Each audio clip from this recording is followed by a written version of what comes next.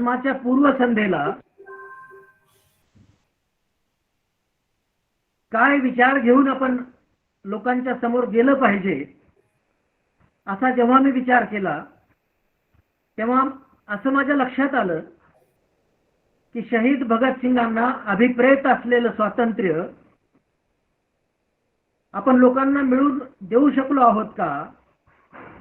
आमची लोकशाही आणि आमचं स्वातंत्र्य नेमकं कशा प्रकारे आपण उपभोगत आहोत, ते कशा प्रकारे लोकांपर्यंत आपण पोहोचतं केलंय आपल्या व्यवस्थेनं, याचा निश्चितपणे उहापोह झाला पाहिजे.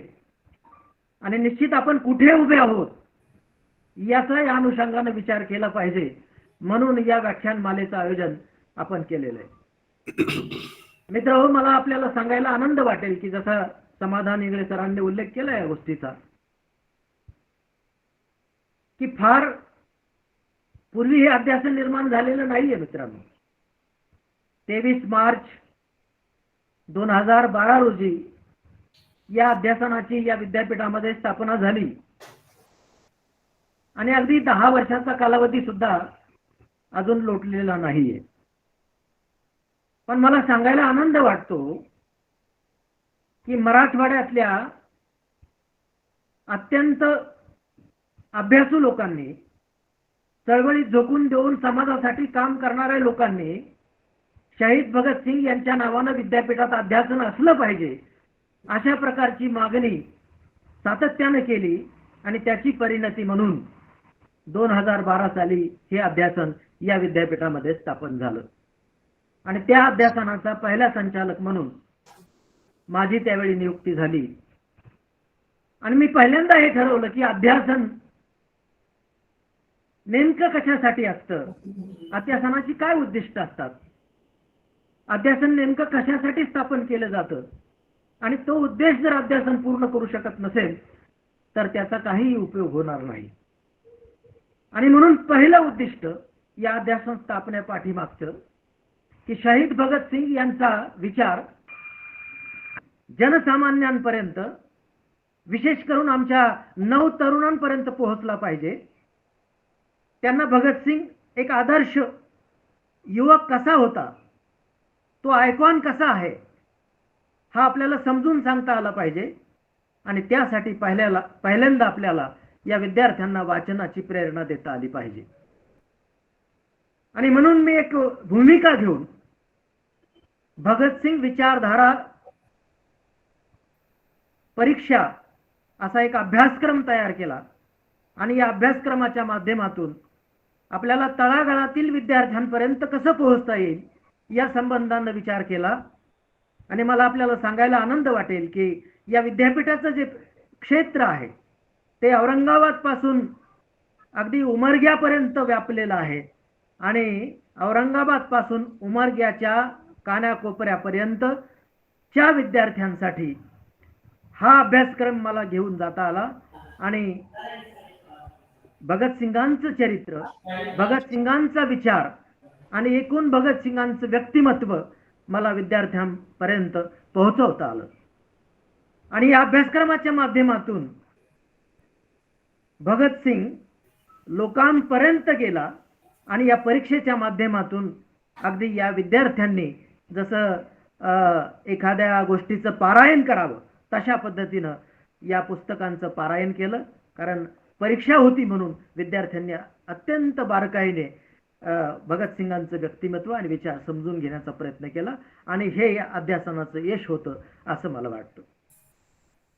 या अध्यासनाच्या स्थापनेनंतर माझं दुसरं पाऊल होतं की विद्यार्थ्यांपर्यंत वेगवेगळ्या पद्धतीनं भगतसिंगांना जो विचार मांडलेला आहे तो विचार कसा पोहोचवता येईल आणि त्यासाठी आपल्याला आणखी काय करता येईल, म्हणून सातत्यानं व्याख्यानमालेचं आयोजन आपण या अध्यासनाच्या माध्यमातून करत आलो आहोत. पश्चिम बंगालचे खासदार, माजी खासदार माननीय मोहम्मद सलीम, स्वर्गीय न्यायमूर्ती BN देशमुख सर, प्राध्यापक तानाजी ठोंबरे सर, स्वर्गीय डॉक्टर विठ्ठल मोरे सर, प्रदीप सोळुंके, नितीन सावंत, अविनाश पाटील, जयदेव डोळे, हमीद दाभोलकर, डॉक्टर अशोक ढवळे आणि कॅप्टन सुरेंद्र सुर्वे यांची व्याख्यानं आत्तापर्यंत या अध्यासनाच्या माध्यमातून आपण पोहोचवलेली आहे. मित्रांनो, मला सांगायला यावेळी आनंद वाटतो की ही सगळी व्यक्तिमत्व ज्यांची मी आता नावं घेतली आपल्या समोर, ही सगळी व्यक्तिमत्व भगतसिंगांचा पाईक होण्याची पात्रता आपल्या अंगी यावी म्हणून सातत्यानं प्रयत्न करणारी व्यक्तिमत्व आहेत. भगतसिंग समजून घेणारी आणि भगतसिंग समजून सांगणारी व्यक्तिमत्व आहेत. आणि म्हणून केवळ बोलघेवड्या लोकांना बोलावून कार्यक्रम घेण्यापेक्षा ज्यांचं खरोखर कर्तृत्व आहे, जे कार्यकर्ते म्हणून स्वतःला समाजासमोर नेऊ पाहत आहेत, समाजाचं प्रबोधन करू पाहत आहेत, अशा लोकांना घेऊन आपण कार्यक्रम केलेले आहेत. आणि या दृष्टीनं आपण एक वाचक चळवळ समृद्ध करण्याचा प्रयत्न केलेला आहे. एक संस्कार शाळा निर्माण करण्याचा आपण निश्चितपणे प्रयत्न केलेला आहे आणि त्याचा मला आनंद आहे. मला आणखीन एक गोष्ट सांगायची आहे की अध्यासनं ही विद्यापीठामध्ये स्थापन होतात. आदरणीय कुलगुरू महोदय या कार्यक्रमाला आज उपस्थित आहेत, त्यांचं मी मनापासून स्वागत करतो. पण ही अध्यासनं केवळ विद्यापीठाच्या क्षेत्रामध्ये मर्यादितपणे काम करतात, पण ती केवळ विद्यापीठाच्या क्षेत्रापर्यंत मर्यादित राहता कामा नये असं माझं एक वैयक्तिक मत आहे. कारण ही अध्यासनं सुद्धा महाविद्यालयातील विद्यार्थ्यांपर्यंत गेली पाहिजेत आणि त्या विद्यार्थ्यांना सुद्धा आपण बोलतं केलं पाहिजे. त्यांना सुद्धा हे सगळे आयकॉन जे राष्ट्राचे आयकॉन म्हणून आपल्या समोर आहेत त्यांचा आदर्श घालून दिला पाहिजे. त्याशिवाय चरित्र निर्माण होणार नाहीत आणि जोपर्यंत चरित्र निर्माण होणार नाही तोपर्यंत देश निर्माण होऊ शकत नाही. आज आपण भारतीय स्वातंत्र्याचं 75 वर्षाच्या निमित्तानं एक मंथन करत आहोत आणि भगतसिंगाने हा विचार अनेक वेळा मांडलेला आहे. जसं शिवाजी महाराजांना आपण एका कप्प्यामध्ये बंद करून ठेवलेलं आहे, त्यांचा मर्यादित इतिहासच आपण लोकांच्या समोर पुन्हा पुन्हा मांडण्याचा प्रयत्न केलेला आहे की महाराजांचा जन्म शिवनेरी किल्ल्यावर झाला, अफजल खानाचा वध, शाहिस्ते खानाची फजिती आणि आग्र्याहून सुटका. याच्या पलीकडे शिवाजी महाराजांचं चरित्र आपण कधीही विद्यार्थ्यांसमोर घेऊन जात नाहीत आणि त्या विशिष्ट कप्प्यामध्ये राहून शिवाजी महाराज आपण विद्यार्थ्यांसमोर ठेवण्याचा प्रयत्न केला. तसंच काहीच शहीद भगतसिंगांच्या बाबतीमध्ये सुद्धा इतिहासानं त्यांच्यावर काय म्हणू आपण इतिहासानं अन्याय केलेला आहे. आणि म्हणून हा इतिहास, मूळ इतिहास, खरा इतिहास विद्यार्थ्यांसमोर घेऊन जाण्यासाठी आपल्याला अशा कार्यक्रमांची गरज वाटते आणि आहे. शहीद भगतसिंग हे केवळ देशासाठी फाशीवर गेले एवढंच विद्यार्थ्यांना माहिती आहे. त्यांनी आपल्या प्राणाचं बलिदान दिलं एवढंच विद्यार्थ्यांना माहिती आहे. पण शहीद भगतसिंग यांनी प्रचंड प्रमाणात लेखन केलं, जरी ते 23-23.5 वर्षांचे होते तरी, आणि अत्यंत प्रगल्भ असं लेखन केलं. सर्व विद्यार्थ्यांनीच ते मूळ लेखन वाचायला हवं असा माझा आग्रह आहे आणि म्हणूनच अशा कार्यक्रमांचं आयोजन आपण केलं पाहिजे. शहीद भगतसिंग यांचा विचार जाणून घेतल्यानंतर, त्यांचा विचार समजून घेतल्यानंतर एक गोष्ट आपल्या प्रकर्षानं जाणवते की शहीद भगतसिंग यांनी आपला विचार मांडताना परत परत एक गोष्ट मांडलेली आहे की निश्चितपणे आम्ही भारतीय स्वातंत्र्यासाठी आमचं बलिदान द्यायला तयार आहोत. निश्चितपणे भारताला स्वातंत्र्य मिळावं म्हणून आम्ही वाटेल ते करायला तयार आहोत. पण भारताला केवळ राजकीय स्वातंत्र्य मिळवून चालणार नाही. भारताला सर्व अंगानं कसं स्वातंत्र्य मिळेल यासाठी आम्ही प्रयत्न केले पाहिजे. भारताला सामाजिक स्वातंत्र्य मिळवून देण्यासाठी आम्हाला प्रयत्न करावे लागतील. भारताला आर्थिक स्वातंत्र्य मिळवून देण्यासाठी आम्हाला प्रयत्न करावे लागतील. भारताला सांस्कृतिक आणि साहित्यिक स्वातंत्र्य सुद्धा आपल्याला द्यावं लागेल. त्याशिवाय आपला देश पुढे जाऊ शकत नाही. अनेक विद्वानांनी असं म्हटलंय की त्या देशात राहणारे लोक काय विचार करतात, त्यांना तो विचार करू दिला जातो का, त्याच्यावरून त्या देशाचं भविष्य निश्चितपणे आपल्याला सांगता येतं. मला वाटतं भगतसिंगांचा विचार आपल्याला मुळातून वाचण्याची गरज आहे. आणि म्हणून हा विचार मांडताना किंवा भारतीय स्वातंत्र्याच्या 75 वर्षाचा विचार करताना, अमृत महोत्सवाचा विचार करताना मला हा विचार जास्त महत्त्वाचा वाटला की वेगवेगळ्या अंगानं भारतीय स्वातंत्र्य आपण नेमकं कुठपर्यंत घेऊन आलो आहोत त्याची चर्चा झाली पाहिजे, त्याचं मंथन झालं पाहिजे आणि त्या संदर्भात नव्यानं विचार झाला पाहिजे, तरच आपण आपल्या देशाला पुढे घेऊन जाऊ शकू. आणि म्हणून याची सुरुवात करत असताना, आर्थिक स्वातंत्र्याच्या दृष्टीने विचार करत असताना मला अर्थ अत्यंत महत्त्वाचा वाटतो. एक वाक्य परत परत आपण अनेक वेळा ऐकलं असेल की अर्थाशिवाय कशालाही अर्थ नाही. आणि म्हणून आपल्या देशात आजही अनेक कुपोषित वृत्तीने जगतायत किंवा त्यांना तसं जगू देण्या इतपत आपण बळ साठवू शकलो नाही किंवा त्याच्यासाठी ते स्वातंत्र्य आपण निर्माण करू शकलो नाही. अनेक आदिवासी पाड्यामध्ये लोक उपाशी झोपतायत. अनेक लोकांना 2 वेळचं जेवण आपण 75 वर्षानंतरही उपलब्ध करून देऊ शकलो नाहीत. आणि म्हणून सर्वात महत्त्वाची गोष्ट की आर्थिक स्वातंत्र्यावर विचार झाला पाहिजे 75 वर्षाच्या नंतर.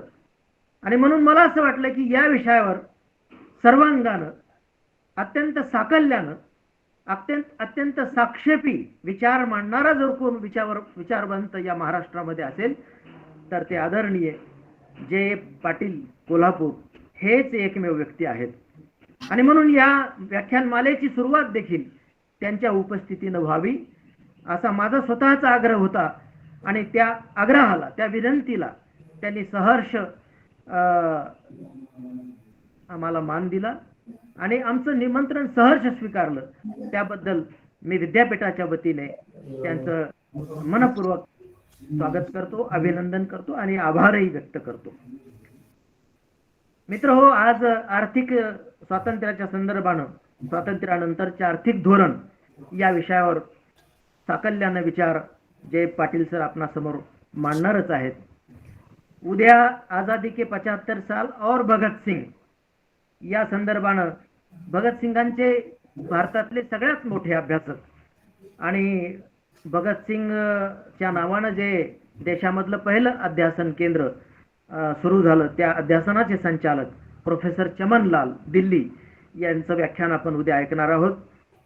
परवा 29 सप्टेंबर रोजी महाराष्ट्राच्या स्वातंत्र्यानंतरची सांस्कृतिक वाटचाल या संदर्भानं प्राध्यापक सदानंद मोरे पुणे हे आपले विचार मांडणार आहेत.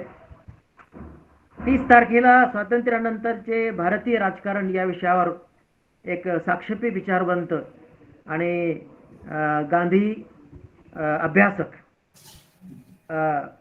माननीय डॉक्टर कुमार सप्तर्षी यांचं व्याख्यान होणार आहे. आणि या व्याख्यानमालेचा समारोप स्वातंत्र्यानंतरचे सामाजिक परिवर्तन या विषयावर डॉक्टर शशिकला राय पुणे यांचे व्याख्यान होणार आहे. मला ही आणखीन एक गोष्ट सांगितली पाहिजे की केवळ या 5 अंगानं स्वातंत्र्य पूर्ण होत नाही मित्रांनो. अनेक गोष्टी यामध्ये महिलांच्या स्वातंत्र्याच्या संदर्भात सुद्धा आपल्याला विचार मांडता येईल. साहित्यिक स्वातंत्र्याच्या संदर्भामध्ये आपल्याला विचार मांडता येईल. असे अनेक गोष्टी दलित समाजाच्या स्वातंत्र्याच्या संदर्भानं सुद्धा आपल्याला विचार मांडता येईल. आणि म्हणूनच एकूणच या भीतीदायक वातावरणामध्ये एकीकडे स्वातंत्र्याचा अमृत महोत्सव आपण साजरा करतो आहोत आणि एकीकडे भीतीदायक वातावरण आहे. म्हणजे करोनाच्या पार्श्वभूमीवर निसर्गानं तर निर्माण केलेलंच आहे, पण एकूणच जगामध्ये भीतीदायक वातावरण आहे. आणि कसल्या प्रकारचं स्वातंत्र्य आपण उपभोगतो आहोत. मला नामदेव ढसाळांच्या ओळींची आज आठवण येते की स्वातंत्र्य नेमकं कोणतं स्वातंत्र्य आपण उपभोगतो आहोत हा प्रश्न प्रत्येकानं स्वतःला विचारला पाहिजे. त्याबरोबरच व्यवस्थेनं सुद्धा हा प्रश्न म्हणजे सर्व स्तरातील व्यवस्थेनं हा प्रश्न स्वतःला विचारून निश्चितपणे एक दिशा समजून घेतली पाहिजे. तरच आपण स्वातंत्र्याचा शतक महोत्सव साजरा करताना आपण काही मिळवलं असं म्हणू शकू. या दिशेनं या व्याख्यानमालेतून निश्चितपणे काहीतरी विचार समोर येईल, त्यातून समाजाला दिशा मिळेल आणि हेच या व्याख्यानमालेचं फलित असेल असं मला वाटतं. या अनुषंगानं एवढंच प्रास्ताविक आपल्यासमोर ठेवतो. अनेक कार्यक्रम घेऊन जाण्याची माझी स्वतःची इच्छा आहे. ते सातत्यानं आपण त्या संदर्भात बोलत राहू. आज ते काही औचित्य नाही, परंतु शहीद भगतसिंगांची जयंती उद्या आहे आणि जयंतीच्या पूर्वसंध्येपासून आपण हा कार्यक्रम शहीद भगतसिंग यांच्या जयंतीनिमित्त त्यांना विनम्र अभिवादन वेगळ्या पद्धतीनं करावं म्हणून आयोजित केलेला आहे. आणि त्यांचं चिंतन, त्यांच्या विचारांची बैठक वाढवणारे युवक निश्चितपणे पुढे येतील आणि भगतसिंग वाचून घेतील, समजून घेतील. त्यातून नवे चरित्र निर्माण होतील, नवा समाज निर्माण होण्याला मदत होईल आणि त्यातूनच देश घडेल अशी मला एक अपेक्षा आहे. तेवढी अपेक्षा आपल्या सर्वांसमोर ठेवतो. आज या आभासी व्याख्यानमालेच्या माध्यमातून अनेक दिग्गज मंडळी या कार्यक्रमात जुडलेली आहेत. त्या सर्वांचं पुनश्च एकदा स्वागत करतो. आदरणीय व्ही.सी. सरांना आज MC ची बैठक होती आणि ती बैठक संपल्या आपण पाहत असाल की ते कार्यालयामधून जॉईन झालेले आहेत, अजून ते घरी सुद्धा पोहोचलेले नाहीत. त्यांचं मी मनस्वी स्वागत करतो, आभार मानतो आणि माझं प्रास्ताविक संपवतो. धन्यवाद. मनपूर्वक धन्यवाद सर. ज्या पोटतिडकीनं आपण ही भावना इथं मांडता, ज्या अपेक्षा ठेवता आणि त्या अपेक्षा पूर्ण करण्यासाठी जे साधन, जे अध्यासन, जी गोष्ट आपल्याकडे असेल आपण तिचा वापर केला पाहिजे. शहीद भगतसिंगांना अभिवादन करण्याची खूप चांगली संधी की मरकर भी न निकले की दिल से वतन की उल्फत मेरे मिट्टी से खुशबू ये वतन आएगी असं सांगणाऱ्या शहीद भगतसिंगांना स्वातंत्र्याच्या अमृत महोत्सव वर्षाच्या निमित्तानं हे खूप चांगलं रचनात्मक अभिवादन आपण करतो आहोत. यानंतर मी विनंती करतो आजच्या कार्यक्रमाचे प्रमुख वक्ते, मार्गदर्शक, देशातील एक महत्वाचे अर्थशास्त्रज्ञ आदरणीय प्रोफेसर जय पाटील सर, स्वातंत्र्यानंतरचे आर्थिक धोरण या विषयावर सर आपलं मत, आपले विचार या ठिकाणी ठेवणार आहेत. खरं म्हणजे आर्थिक दरी हा देशासमोर एक मोठी समस्या आहे आणि जयब सरांचं या संदर्भात फार मोठं कार्य आहे. अनेक विद्यार्थी म्हणजे 33 विद्यार्थी सरांचे PhD प्राप्त आहेत. 25 विद्यार्थ्यांना त्यांनी MPhilचं मार्गदर्शन केलेलं आहे. आदरणीय सरांचे मराठी आणि इंग्रजी मधून 60 ग्रंथ प्रकाशित आहेत. रेफरन्स बुक मध्ये सरांचे 5 मराठी, 1 इंग्रजी, प्रबोधन बुक मधून 25, 120 रिसर्च आर्टिकल आणि 500हून अधिक लेख सरांचे प्रकाशित आहेत. आदरणीय जयफ पाटील सरांना शिवाजी युनिव्हर्सिटी कोल्हापूरचा आदर्श शिक्षक पुरस्कार आहे. तसेच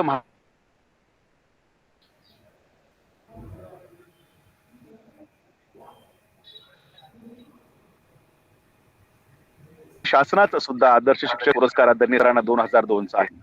डॉक्टर बाबासाहेब आंबेडकर मराठवाडा विद्यापीठ बेस्ट लिटरेचर हा पुरस्कार सरांना महाराष्ट्र स्टेट अर्थ रंग आहे. त्याचबरोबर भारत ज्योती अवॉर्ड इंडिया इंटरनॅशनल फ्रेंडशिप सोसायटीच्या वतीने सरांना प्राप्त आहे. बेस्ट रिसर्च आर्टिकल साठी सुद्धा सरांना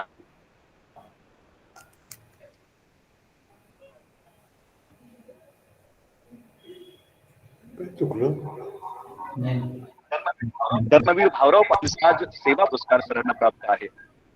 असलेल्या आदरणीय जयफ पाटील सरांना या ठिकाणी आपल्याला आज ऐकायला मिळणार आहे. मी विनंती करतो या 5 दिवसीय ऑनलाईन व्याख्यानमालेचं पहिलं पुष्प गुंफण्यासाठी आदरणीय प्रोफेसर जयफ पाटील सर, कोल्हापूर, आपण स्वातंत्र्यानंतरचे आर्थिक धोरण या विषयावर आपले विचार करावे. धन्यवाद. नमस्कार. जयफ पाटील सर. नमस्कार. सन्माननीय कुलगुरू शेंडके सर, तुमचा माईक बंद करा. शेंडके सर, माईक बंद करा आपला प्लीज. सन्माननीय कुलगुरू साहेब सुधाकर शेंडगे, व्यवस्थेशी संबंधित असलेले इतर सगळे कार्यकर्ते, आवाज येत नाही ना. या ऑनलाईन कार्यक्रमात सहभागी झालेले सगळे श्रोते, शहीद भगतसिंगावर प्रेम करणारा सगळा युवक वर्ग, मित्र, सुरुवातीलाच मी डॉक्टर बाबासाहेब आंबेडकर मराठवाडा युनिव्हर्सिटीचे मनपूर्वक आभार मानतो. संयोजकांचे मनपूर्वक आभार मानतो. आणि एवढ्या अत्यंत महत्वाच्या एका कार्यक्रमाचं पहिलं व्याख्यान मला त्यांनी लाभ करून दिला. मित्रो, वेळेची मर्यादा लक्षात घेता काही गोष्टी अतिशय मोजक्या शब्दात मांडण्याचा मी प्रयत्न करणार आहे. विषय अतिशय मोठा आहे, आवाका मोठा आहे. पण पहिलाच मुद्दा असा की ज्या शहीद भगतसिंगांच्या नावानं आपण हे कार्य करतोय, अध्यासन चालवतोय, व्याख्यानमाला घेतोय, त्यामधला हा शहीद शब्द माझ्या दृष्टीने सगळ्यात महत्वाचा. शहीद कोण? जो कुठल्या तरी अत्यंत महत्वाच्या चिरंतन मूल्यासाठी प्राणत्याग करतो, त्या माणसाला आपण शहीद म्हणतो. आणि भगतसिंगासारख्या अनेक देशातल्या हजारो कार्यकर्त्यांनी भारताच्या अगदी काश्मीर पासून केरळपर्यंत, बंगालपासून गुजरातपर्यंत सगळ्या भागामध्ये अनेक लहान मोठे कार्यकर्ते, ज्यांची प्रसिद्धी जितकी व्हायला पाहिजे तेवढी झालेली नाही, अशा अनेकांनी शहीद होण्याचा मार्ग स्वीकारला. कशासाठी? तर स्वातंत्र्य या मूल्याच्या प्राप्तीसाठी. माझ्या दृष्टीनं जगातलं सगळ्यात मोलाचं महत्वाचं जर मूल्य कुठलं असेल तर ते स्वातंत्र्य.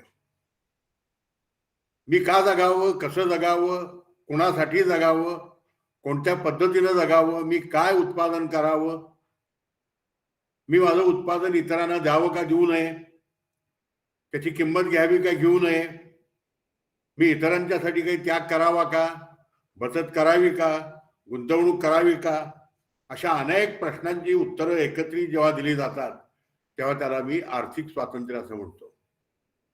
आणि आपल्याला सगळ्यांना कल्पना आहे, ज्यांच्या नावानं हे विद्यापीठ चालतं त्या डॉक्टर बाबासाहेब आंबेडकरांनी संविधान स्वीकार होण्यापूर्वीच्या शेवटच्या बैठकीमध्ये एक अत्यंत महत्वाची भूमिका मांडली होती की आज आपल्याला राजकीय स्वातंत्र्य मिळतंय, खरं आहे, पण नुसत्या राजकीय स्वातंत्र्यानं स्वातंत्र्य पूर्ण होत नाही. लोकांना आर्थिक स्वातंत्र्य मिळालं तर खरं स्वातंत्र्य आलं. राजकीय स्वातंत्र्य, आर्थिक स्वातंत्र्य आपोआपच सामाजिक स्वातंत्र्याकडे जातं. पण नुसतं राजकीय स्वातंत्र्य आहे असं जर आपण मानलं आणि आर्थिक स्वातंत्र्य नाही असं लक्षात घेतलं तर समाजामध्ये अनेक प्रकारच्या विकृती निर्माण होतात. त्याच्याकडे मला आपलं लक्ष वेधायचं आहे. पोलीस पॉलिसी, धोरण आणि काय योगायोगा बघा. मी थोडंसं याबद्दल विचार करत असताना मला असं लक्षात आलं की धोरण या शब्दाच्या पाठीमागे देखील धर्म आहे. धर्म म्हणजे नेहमीच्या अर्थानं धर्म म्हणायचा नाहीये. धर्म याचा अर्थ समाज चालवण्याची नीती व्यवस्था, नियम व्यवस्था.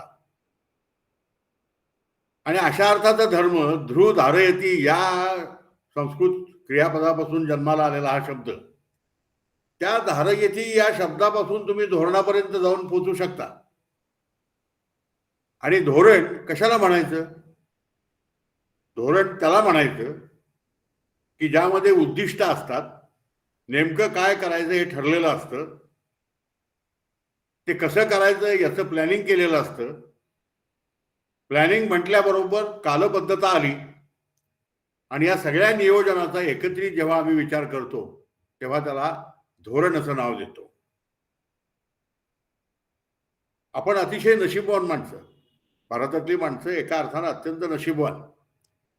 त्याचं कारण असं की जगातली सर्वात सुंदर, सर्वात संतुलित, सर्वात सक्षम, सर्व काळाचे प्रश्न लक्षात घेणारी घटना, संविधान या देशातल्या विद्वानांनी तयार केलं. त्या विद्वानांना डॉक्टर बाबासाहेब आंबेडकरांनी मार्गदर्शन केलं. आणि हे संविधान जेव्हा आपण स्वीकारलं तेव्हा त्या संविधानामध्ये आपल्या देशाच्या सर्व प्रकारच्या धोरणाची बैठक, एका अर्थानं धोरणाची सनद दिलेली आहे. तिला आपण प्रास्ताविका म्हणतो, प्रिॲम्बल म्हणतो. आणि बघा, ही प्रिॲम्बल जर लक्षात घेतलं तर आम्हाला काय करायचं आहे आणि ते कसंच राबवायचं आहे, कशासाठी प्रयत्न करायचे आहेत, या सगळ्या प्रश्नांची मूलभूत उत्तरं दिलेली आहेत. त्याचा तपशील नंतरच्या धोरणामध्ये येतो. उत्तरं अशी आहेत की आम्हाला आमचं राष्ट्र सार्वभौम ठेवायचं आहे, समाजवादी ठेवायचं आहे, धर्मनिरपेक्ष ठेवायचं आहे, लोकशाही ठेवायचं आहे आणि लोकसत्ताक ठेवायचं आहे. या समाज व्यवस्थेमध्ये लोकांना न्याय मिळेल. कशा प्रकारचा न्याय मिळेल? सामाजिक, आर्थिक आणि राजकीय न्याय मिळेल. या न्यायासाठी या देशाची व्यवस्था काम करेल. या देशातल्या प्रत्येकाला, बघा स्वातंत्र्याचं किती महत्व आहे, स्वातंत्र्याची संकल्पना किती महत्वाची आहे, याचा मूलभूत विचार संविधानाच्या प्रास्ताविकामध्ये आहे. ते म्हणतात या देशातल्या प्रत्येक व्यक्तीला, आणि सध्याच्या संदर्भात हे विधान अत्यंत महत्वाचं आहे, लिबर्टी ऑफ थॉट, विचाराचं स्वातंत्र्य, अभिव्यक्तीचं स्वातंत्र्य, विश्वासाचं स्वातंत्र्य, श्रद्धेचं स्वातंत्र्य आणि भक्तीचं स्वातंत्र्य. इतका सर्वंकष विचार सहजासहजी कुठं होत नाही. मला जेव्हा मी बघतो ना, जेव्हा भारताची संविधान व्यवस्था जेव्हा निर्माण झाली त्या काळात त्या कमिटीमध्ये, म्हणजे कॉन्स्टिट्युएंट असेंब्लीमध्ये जे सदस्य होते, माझ्या कल्पनेप्रमाणे जगातल्या कुठल्याही इतिहासाच्या कुठल्याही टप्प्यावर कुठल्याही देशामध्ये एखाद्या देशाची घटना लिहिण्यासाठी देशातलं सगळं बुद्धिवैभव या कॉन्स्टिट्युएंट असेंब्लीमध्ये एकत्र आलं होतं. आणि त्यांनी हे लिहिलेलं विधान आहे, ते आपण मान्यच केलं पाहिजे. नुसत्या लिबर्टीवर थांबत नाहीत. फ्रेंच रिव्होल्युशनच्या काळामध्ये लिबर्टी, इक्वॅलिटी अँड फ्रॅटर्निटी असे शब्द वापरले गेले. त्याचा एको, त्याचा प्रतिध्वनी आपल्या या घटनेमध्ये लिहिलेला आहे. या देशाच्या धोरणामध्ये नागरिकांना परिस्थितीचं, अस्तित्वाचं आणि संधीचं समानता मिळेल, इक्वॅलिटी. आणि या देशाच्या सगळ्या लोकांच्या समाधानासाठी, संघर्षरहित जीवन व्यवस्था निर्माण करण्यासाठी प्रमोशन ऑफ फ्रॅटर्निटी हे आमच्या देशाचं एक महत्वाचं उद्दिष्ट असेल. म्हणजे मला असं म्हणायचं आहे की भारतीय संविधानाच्या प्रास्ताविकामध्ये या देशाची धोरण चौकट, बेसिक फ्रेमवर्क दिलेलीच आहे. मग आपण नेहमी जे धोरण म्हणतो, जे तयार करतो, ते नेमकं काय असतं? या मूलभूत उद्दिष्टांच्या पूर्ततेसाठी बदलत्या परिस्थितीमध्ये निर्माण झालेले प्रश्न सोडवावे लागतात. आणि ते प्रश्न सोडवण्यासाठी जे करावं लागतं त्याला तत्कालीन धोरण असं म्हणावं लागतं. देशाच्या जीवनामध्ये राजकीय, सामाजिक धोरणाला महत्व आहेच, अतिशय मोठं महत्व आहे. पण त्याहीपेक्षा जास्त महत्व जगण्याला आहे आणि जगण्यासाठी अर्थ लागतो. आर्थिक धोरण हा देशाच्या एकूण समाज व्यवस्थेचा अत्यंत महत्वाचा घटक असतो. आम्ही स्वातंत्र्य मिळवलं आणि मग आमच्या समोर आमची समाज व्यवस्था अर्थशास्त्राच्या दृष्टीनं आर्थिक निकषावर कशी असेल त्याचं एक चित्र तयार झालं. एक शब्दप्रयोग आम्ही असा वापरला की आमच्या देशामध्ये लोकशाही समाजवाद असेल. हा लोकशाही समाजवाद प्राप्त करायचा असेल तर आर्थिक नियोजनाचा वापर करावा लागेल. आणि ज्या क्षणाला आम्ही आर्थिक नियोजन असा शब्दप्रयोग वापरतो त्या क्षणाला अर्थव्यवस्था ही मिश्र असावी, मिक्स्ड इकॉनॉमी असावी, सार्वजनिक क्षेत्र असावं, खाजगी क्षेत्र असावं, यालाही आम्ही मान्यता दिली. नुसत्या विचाराला महत्व नसतं. शास्त्रीय तांत्रिक बैठक या विचाराला दिल्याशिवाय त्याचं प्रत्यक्ष कार्यवाहीमध्ये रूपांतर होत नाही. आणि म्हणून पी.सी. महालनोबिस सारखा एक मोठा संख्याशास्त्रज्ञ हॅरोड आणि डोमर यांच्या विकासाचं जे प्रतिमान होतं त्याचा आधार घेऊन भारतीय आर्थिक विकासाचं नियोजनाचं प्रारूप या महालनोबिस यांनी तयार केलं आणि ते प्रारूप लोकदृष्टीनं लोकांच्या विकासासाठी कशा पद्धतीनं वापरता येईल याला सामाजिक संदर्भ देण्याचं काम पंडित जवाहरलाल नेहरूंनी केलं. म्हणजे पीसी महालनोबिस नेहरू मॉडेल असंच खरं म्हणजे माझ्यासारख्याला त्याला म्हणावंसं वाटतं. ते नुसतं महालनोबिस मॉडेल नाही आहे, ते महालनोबिस आणि नेहरू मॉडेल आहे आणि त्या आग्रहानं तशा पद्धतीनं परत परत मांडलं गेलं पाहिजे. या धोरणाप्रमाणे या देशाचा विकास चांगल्या पद्धतीनं व्हायचा असेल तर अवजड उद्योग वाढले पाहिजेत, पायाभूत सुविधा वाढल्या पाहिजेत, लघु उद्योगाचं क्षेत्र वाढून रोजगार वाढला पाहिजे, शेती विकासच झाली पाहिजे. महत्वाचं कारण असं की त्या काळामध्ये भारताची परिस्थिती अशी वाईट होती की लोकसंख्येचं पोषण करण्यासाठी दरवर्षी आमचा अन्नमंत्री, त्या काळात शेती मंत्री नव्हता, अन्नमंत्री होता, अन्नमंत्री जगाचा दौरा करायचा हातात वाटकं घेऊन आणि धान्य गोळा करायचा. सुदैवानं ती परिस्थिती आज नाही आहे. याचं क्रेडिट अर्थात या देशातल्या शेतकऱ्यांना जातं, नुसत्याच राजकीय नेत्याला जातं असं मी काय म्हणणार नाही. तर अन्नधान्य स्वयंपूर्णतेसाठी शेतीचा विकास झाला पाहिजे, प्रचंड मोठ्या प्रमाणात असलेलं दारिद्र्य निर्मूलन झालं पाहिजे, प्रत्येक माणसाला ज्याला ज्याला काम करायची इच्छा आहे प्रचलित वेतन दरावर, ज्याच्याकडे कुठलं ना कुठलं कौशल्य आहे, कष्ट आहे, ताकद आहे, दगड उचलण्याची कुवत आहे, अशा प्रत्येक माणसाला रोजगार मिळाला पाहिजे. आणि सगळ्यात महत्वाचं या सगळ्या प्रक्रियेमध्ये समाजातल्या प्रत्येक घटकाला सामाजिक न्याय देखील मिळाला पाहिजे. अशा पद्धतीचे मुख्य घटक धोरणाचे हे सुरुवातीच्या पहिल्या पंचवार्षिक योजनेच्या मांडणीमध्येच तयार झाले. पहिली पंचवार्षिक योजना होऊन गेली, दुसरी झाली, तिसरी झाली आणि लक्षात आलं सरकारच्या की आपल्या देशाचा शेतीचा प्रश्न अत्यंत अडचणीचा आहे. आणि माझ्या दृष्टीनं देशाच्या आर्थिक धोरणामध्ये पहिला महत्वाचा जो टप्पा येतो तो हरित क्रांतीचा येतो. 1966च्या दरम्यान त्याची सुरुवात झाली. Marginal farmers and agricultural labour या नावाची स्कीम एजन्सी त्यावेळा निर्माण झाली.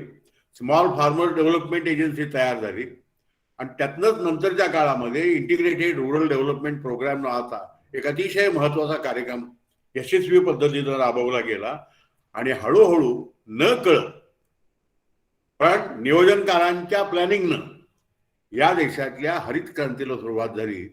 आणि हरित क्रांती साधारणतः 1969-70 नंतरचा कालखंड हा हरित क्रांतीचा वाढता कलम मानावा लागतो. आणि या हरित क्रांतीमुळं, या हरित क्रांतीत काय होतं आपल्याला सगळ्यांना माहिती आहे की इट वॉज ग्रीन पॅकेज.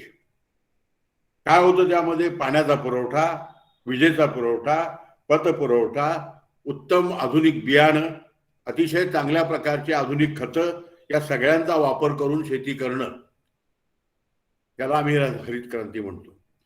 आणि बघता बघता आपल्याला कल्पना असेल नसेल, आपण इतकं काळजीपूर्वक बघत नाही, पण तुमच्या माहितीसाठी सांगतो, ज्या देशाला अन्नधान्याची आयात करावी लागत होती तो देश आज भारत उत्तम प्रतीच्या तांदळाचा जगातला 1 नंबरचा निर्यातदार देश आहे.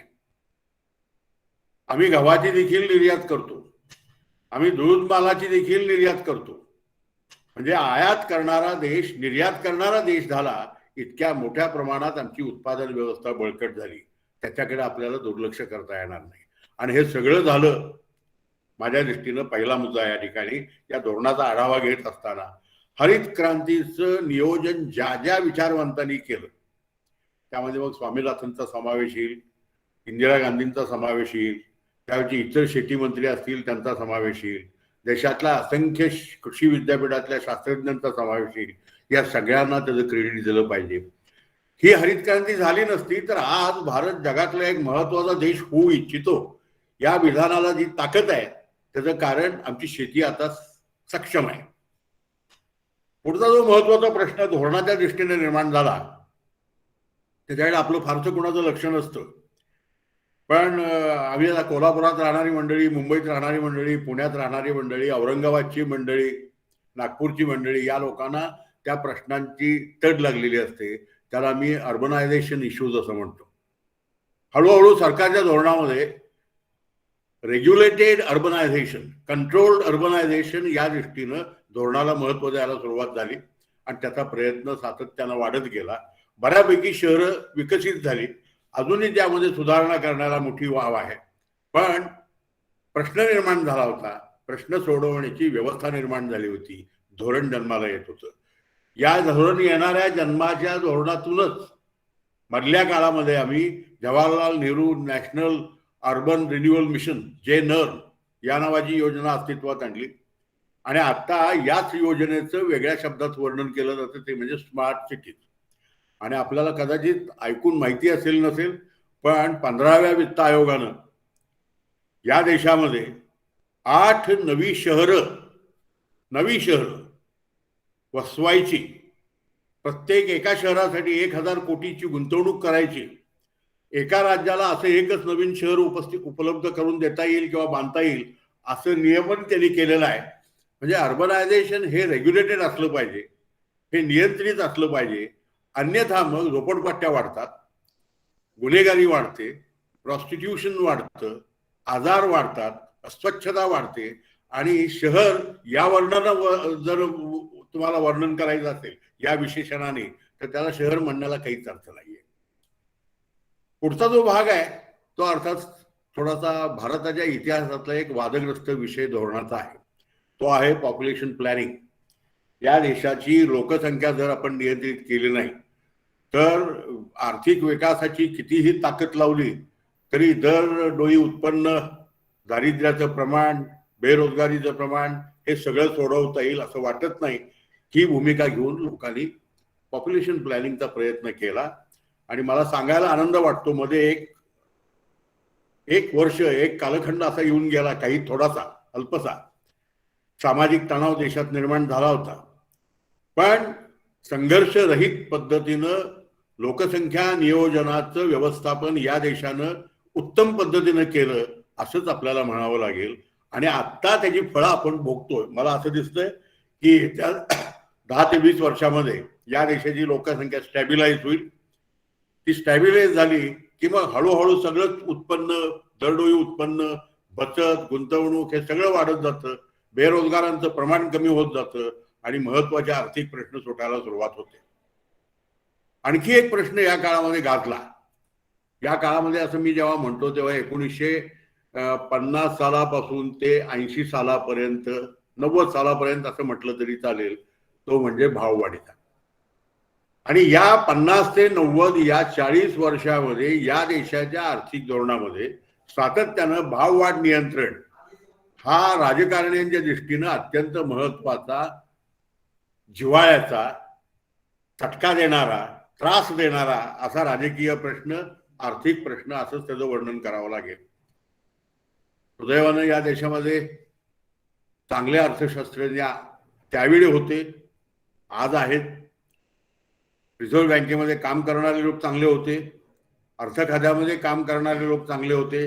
या सगळ्या लोकांनी, ज्याला आम्ही चलन धोरण म्हणतो ते आणि राजवित्तीय धोरण म्हणतो ते, fiscal policy and monetary policy यांचा एकत्रित वापर करून या देशातली भाववाढ मर्यादेच्या पलीकडे जाणार नाही या बाबतीत सातत्यानं यश मिळवलं, कंट्रोल ठेवला.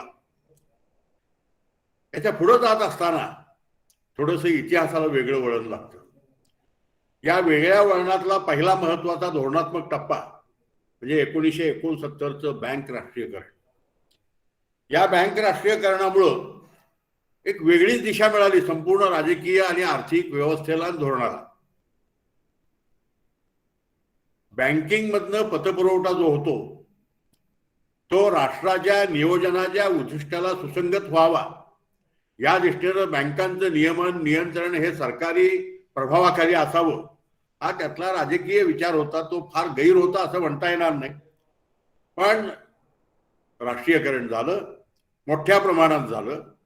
म्हणजे देशाची जवळजवळ 90% पतव्यवस्था ही सरकारी नियंत्रणाखाली आली आणि प्रायोरिटीच्या पद्धतीनं शेतीची प्रायोरिटी, लघु उद्योगाची प्रायोरिटी, रोजगार निर्मितीची प्रायोरिटी, निर्यात प्रधानतेची प्रायोरिटी अशा अनेक गोष्टींचा विचार करून पतपुरवठ्याचं प्लॅनिंग सुरू झालं.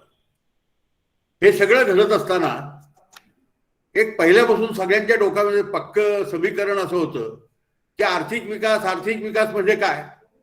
आर्थिक विकास म्हणजे औद्योगिकरण, असं एक डोक्यात पक्क गणित होतं.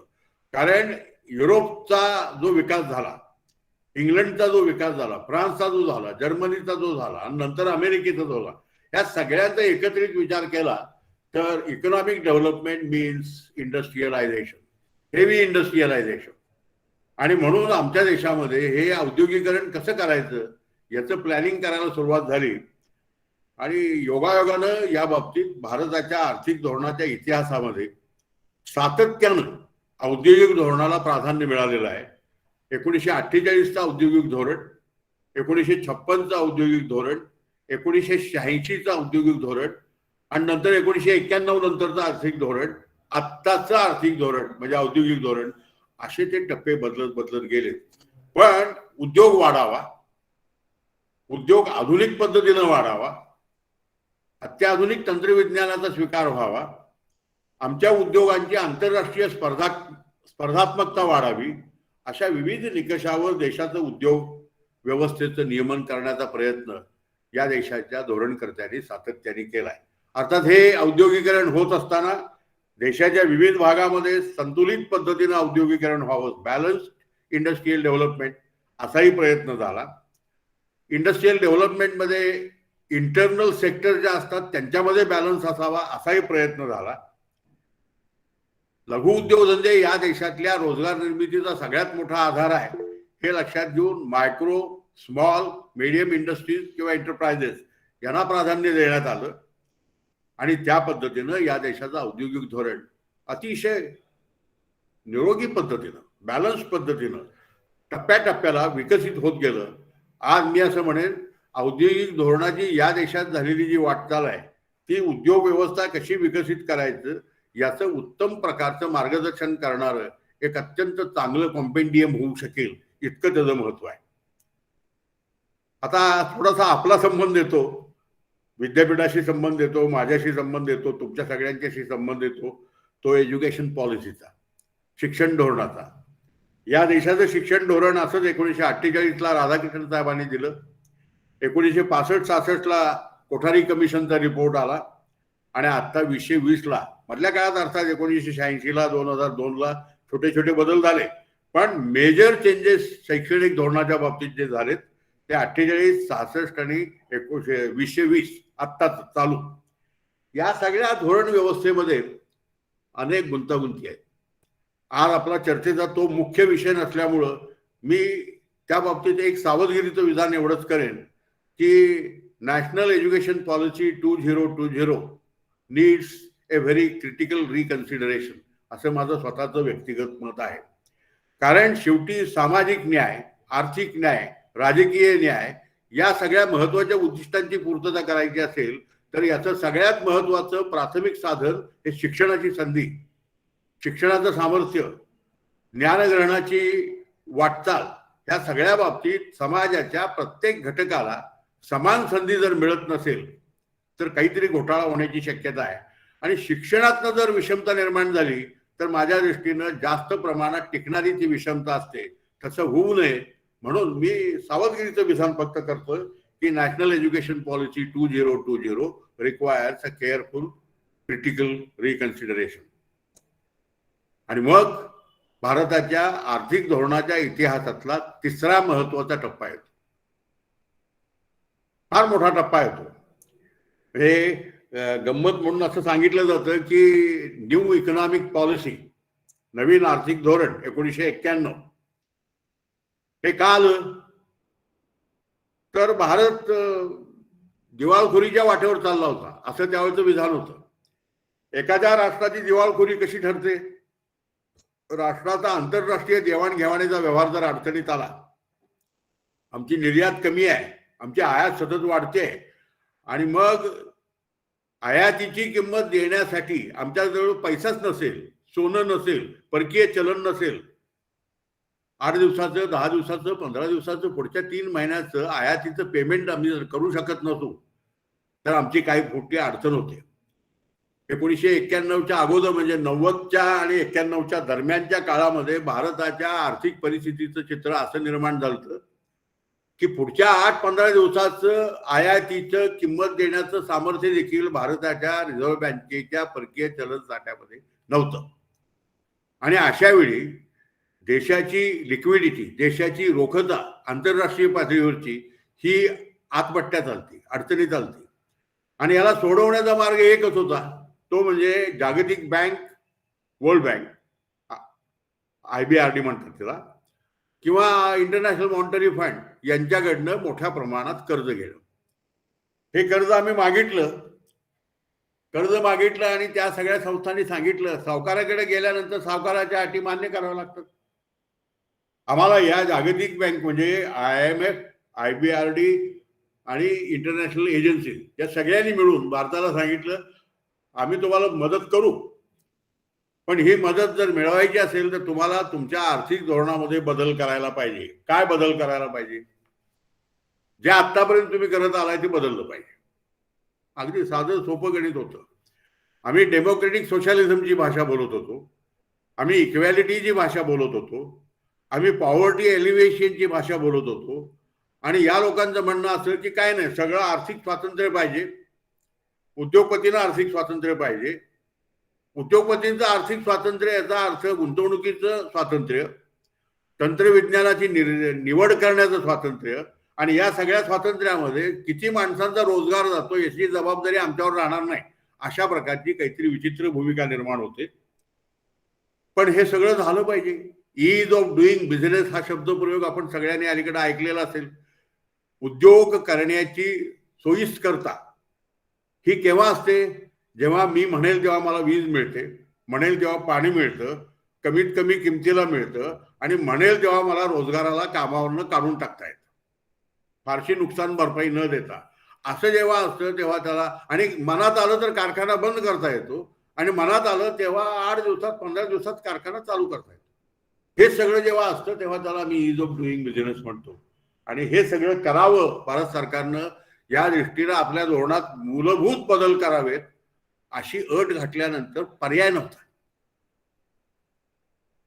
आणि पर्याय नव्हता म्हणून तत्कालीन अर्थमंत्री मनमोहन सिंग, नंतरचे पंतप्रधान, त्यांनी हे जागतिक बँकेचं जे काही होतं ते सगळं मान्य केलं, आणि न्यू इकॉनॉमिक पॉलिसी, ज्याला सगळ्यांच्या भाषेमध्ये लिबरलायझेशन, प्रायव्हेटायझेशन, ग्लोबलायझेशन असं नाव दिलं जातं, ती आली.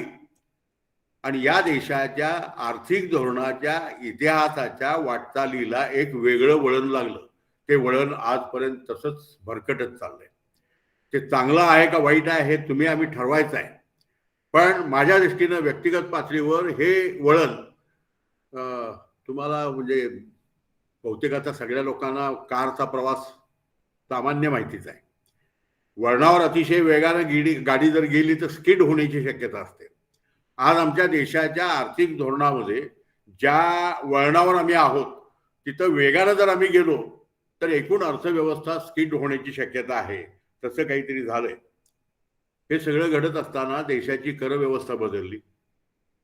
प्रत्यक्ष करांचं प्रमाण कमी कमी करत गेले, वाढवत गेले. रादर अप्रत्यक्ष करांचं प्रमाण कमी करत गेले. मग त्यामध्ये तुमचा जुन्या काळातला एक्साईज ड्युटीचा भाग बदलला, व्हॅल्यू ॲडेड टॅक्स आला, त्यानंतर अलीकडच्या काळामध्ये GST आलं. आणि एक मान्य करतो, मी पब्लिक फायनान्स मधला अभ्यासक असल्यामुळे मला मान्य आहे की या टॅक्स सिस्टममध्ये, भारताच्या फिस्कल सिस्टममध्ये गेल्या 50 वर्षात जे बदल झाले ते या देशाच्या नागरिकांच्या हिताचे झालेत, गुंतवणुकीच्या हिताचे झालेत, बचतीच्या हिताचे झालेत, आणि एक चांगली राजस्व व्यवस्था असणारा देश म्हणून भारताचा उल्लेख करायला काय हरकत नाही.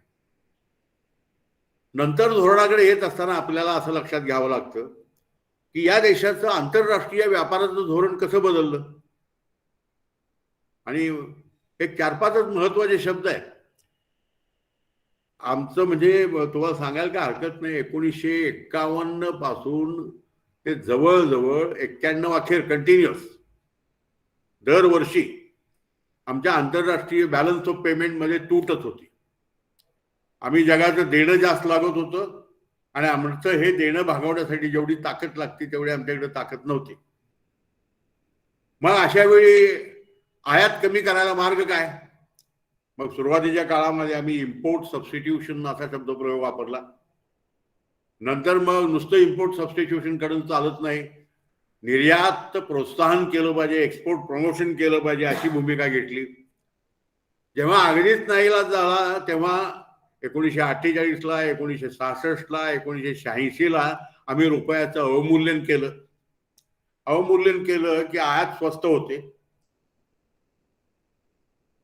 आपल्याला आयात अडचणीत आणत नाही.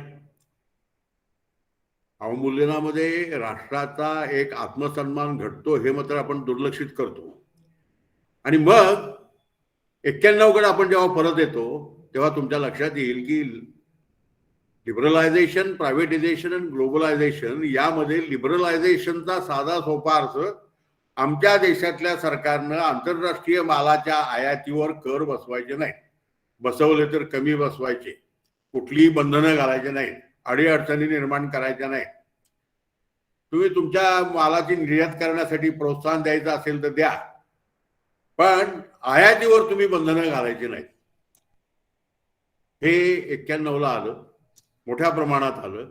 आणि तुमच्या एक लक्षात येईल, धोरणाचा हा महत्वाचा भाग त्या काळात कोणाच्या लक्षात आलाय की नाही मला माहित नाही, पण 91 नंतर या देशातले बरेच लघु उद्योग, बरेच मध्यम उद्योग, बरेच मोठे उद्योग आणि सगळ्यात मोठा उद्योग म्हणजे शेती, हे सगळे अडचणीत आले. कारण नव्या धोरणामध्ये वर्ल्ड ट्रेड ऑर्गनायझेशनच्या कराराप्रमाणे तुम्हाला शेतमालाच्या आयातीला मोकळी द्यावी लागली. आणि शेतमालाची आयात जशी जशी यायला लागली तसा आमचा साखर उद्योग कोलॅप्स झाला, आमचे सूतगिरण्या कोलॅप्स झाल्या, आमची शेती अडचणीत आली, आमच्या मालाची निर्यात करणं कठीण व्हायला लागलं. हे सगळं घडत असताना अलीकडच्या काळात, नव्या आर्थिक धोरणाचा विचार करत असताना अलीकडच्या काळात ताज्या काही गोष्टी घडल्यात, त्याच्याकडे दुर्लक्ष करून चालणार नाही. मित्रो, अर्थकारण आणि राजकारण एकमेकात मिसळलेले असतात. कितीही मनापासून मी प्रयत्न केला की मला राजकारणाचं काही बोलायचं नाही किंवा फक्त अर्थकारणाचं बोलायचं आहे असं कितीही म्हटलं तर त्यातलं राजकारण बाजूला काढता येत नाही. पहिला महत्वाचा बदल या देशाच्या आर्थिक धोरणात जो झाला अलीकडच्या काळात, विशेषतः 14 नंतरच्या काळात, तो या देशाच्या नियोजनाबद्दलचा विचार करण्याची पद्धत. आणि ती पद्धत इतकी रिव्होल्युशनरी निर्माण झाली की आम्ही आमच्या देशातलं नियोजन मंडळच रद्द केलं आणि त्या ठिकाणी मग national institution for transforming India या नावाचं एक नीती आयोग नावाची व्यवस्था निर्माण केली, ज्या नीती आयोगाला म्हणावं तसं कुठलाही अधिकार, कोरडा काय म्हणतात, ऍडव्हाइस, उपदेश, कोरडा उपदेश, याच्या पलीकडे या नीती आयोगाला फार काही अधिकार आहेत, पैशाचे अधिकार आहेत, आर्थिक अधिकार आहेत असं वाटत नाही. आणि 1935 सालाला सुरुवात झाली या देशातली नियोजनाची अतिशय चांगली व्यवस्था, टप्प्याटप्प्यानं उत्क्रांत झालेली व्यवस्था आम्ही 14ला रद्द केली. तिचा फायदा झालाय का नाही हे कालांतरानं आमच्यातलेच कोणतरी विद्यार्थी पुढे अभ्यास करतील की 1914 नंतर या देशातल्या नियोजनाचं काय नेमकं झालं, त्याचा आणि पर कॅपिटा इन्कमचा, त्याचा आणि ग्रोथ रेटचा, त्याचा आणि डेफिसिटचा काही संबंध लावता येतो का, अशा अभ्यास नंतर होतील आणि पुरावे मिळतील. पण काही महत्वाचा बदल झाला. आणि मित्रो, नियोजनामध्ये केंद्रीय ऑब्जेक्टिव्ह सामान्य माणूस असतो. नियोजनच आम्ही रद्द केलं तर सामान्य माणसाचा विचार करण्याची आम्हाला गरज आहे असं वाटत नाही. आणि मग आम्ही पुढे हळूच गेल्यानंतर लोकांना खटकेल, पण वास्तव सांगण्याला पर्याय नाही. आम्ही डिमॉनिटायझेशन केलं, नोटाबंदी केली. आणि नोटाबंदी या देशाच्या अर्थव्यवस्थेला, या देशाच्या व्यक्तीला, नागरिकांना, लघु उद्योगांना, शेतकऱ्यांना कशी किती मोठ्या प्रमाणात अडचणीत आणून गेली याचा इतिहास ताजा आहे, मी त्याच्यावर फार बोलत नाही. आणि मग लोक संतापलेले आहेत, चिडलेले आहेत, अडचणीत आलेले आहेत हे लक्षात आल्यानंतर राजकीय पातळीवर धोरणांचा एक नवीन प्रपात, ज्याला आम्ही कल्याणकारी योजना म्हणतो, त्यांची प्रचंड मोठी गर्दी. आणि या सगळ्या योजनांचं कॉमन वैशिष्ट्य या देशातल्या गरीब माणसाला मोफत काहीतरी द्यायचं. मग अन्न द्यायचं, गॅस द्यायचा, पेट्रोल द्यायचं, काय असेल नसेल ते जे काही फुकट देता येईल ते द्यायचं. आणि सुदैवानं मगाशी म्हटलं तसं या देशात जी हरित क्रांती झाली त्यामुळं आमच्या देशाच्या फूड कॉर्पोरेशन ऑफ इंडियाकडं पुढच्या 6 महिन्यासाठी पुरेल इतका अन्नधान्याचा साठा शिल्लक असतो.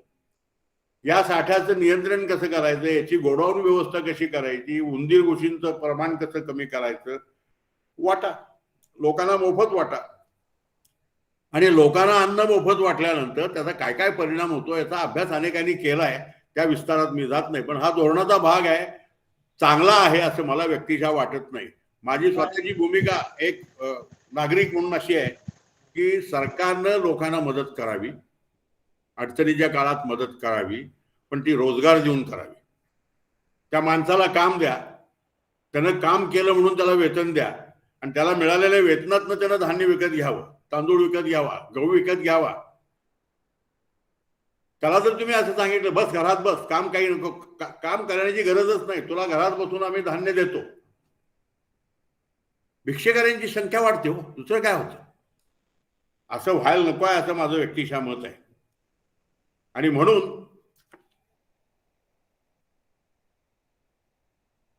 धोरणात काही महत्वाचे बदल होण्याची गरज आहे.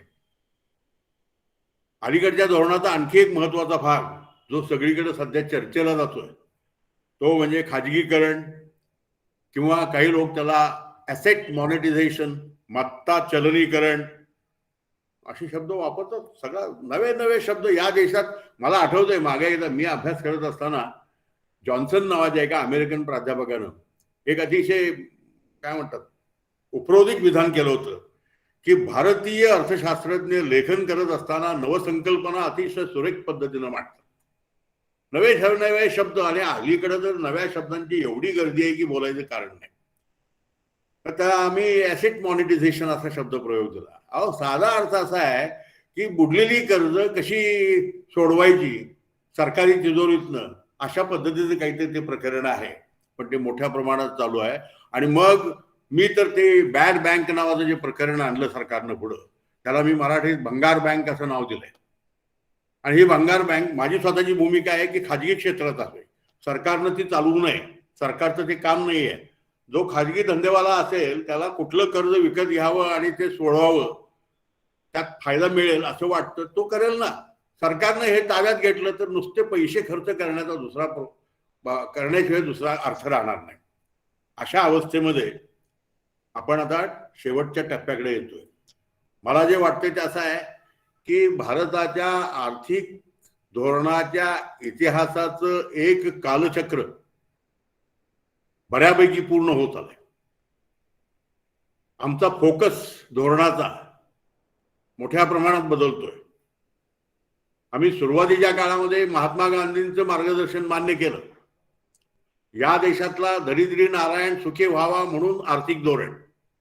आंबेडकरांची भूमिका हीच होती की यातल्या प्रत्येक गरीब माणसाला संधी मिळावी, रोजगार मिळावा, शिक्षण मिळावं, आरोग्य मिळावं, त्यासाठी मानानं सन्मानानं 4 पैसे मिळावे. म्हणजे आमच्या धोरणाचा केंद्रबिंदू सामान्य माणूस होता, दरिद्री नारायण होता. महात्मा गांधींनी जॉन रस्किनच्या अनटू धिस लास्ट या पुस्तकाच्या आधारानं ही भूमिका डेव्हलप केलेली होती. आपल्याकडे खरं म्हणजे आपल्या धर्मशास्त्रातनं देखील हेच सांगितलेलं आहे की सर्वेपी सुखिनः सन्तु, सगळ्यांना समाधान मिळालं पाहिजे, सुख मिळालं पाहिजे, आणि कुणालाही दुःख मिळता उपयोगी नाही, अशा प्रकारची भूमिका आमचं गीता घेतं. अशा अवस्थेमध्ये आत्ता आमचं धोरण कुठे चाललंय? आत्ता आमच्या धोरणाचा केंद्रबिंदू हेल्प द फायनान्सर,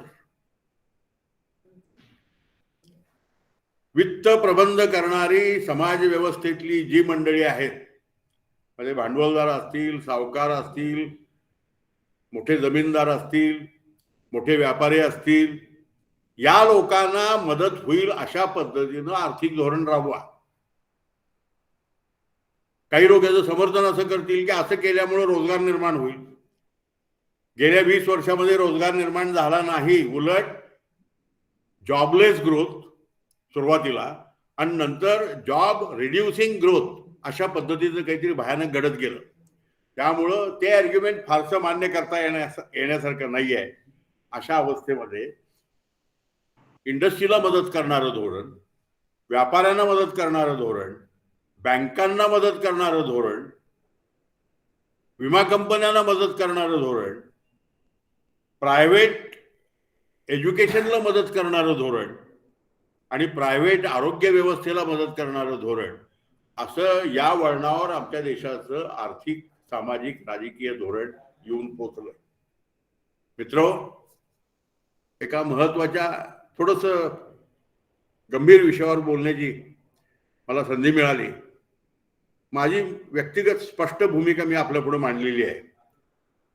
भारतीय लोकशाही जर खरीच आणखी निरोगी व्हायची असेल तर हे फिरलेलं कालचक्र परत लवकर फिरलं पाहिजे.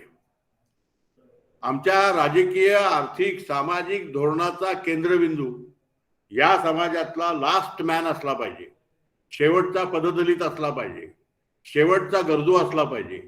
त्याच्यासाठी जे कराल त्या आपोआपच उर्वरित समाजाला फायद्याचे ठरतं.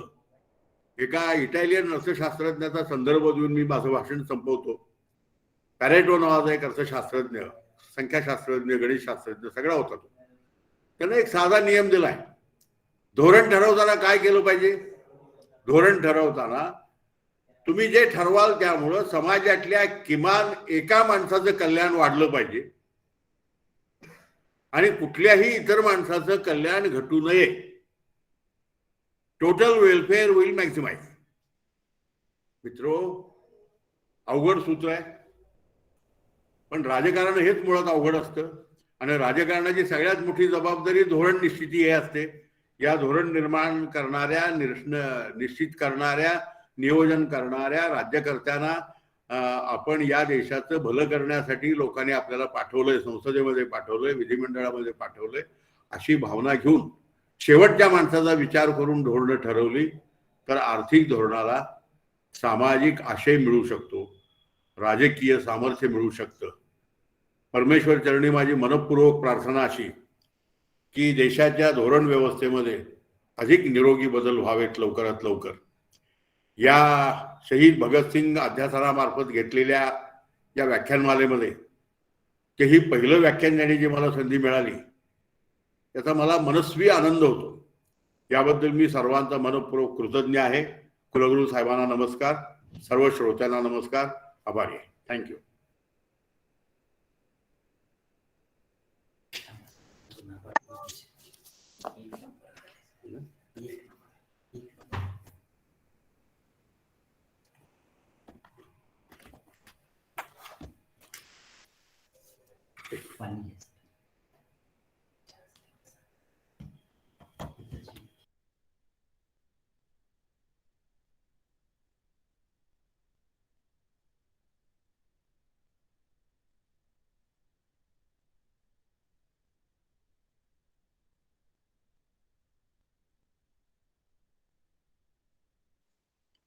समाधान इंगळे सर.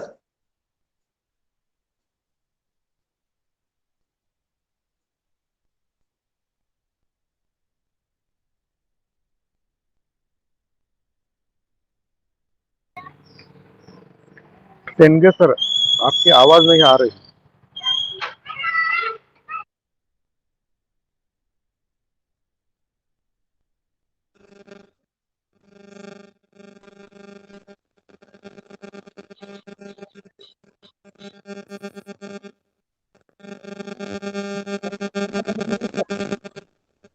सर आवाज अनम्यूट है सर, म्यूट अनम्यूट कीजिए सर.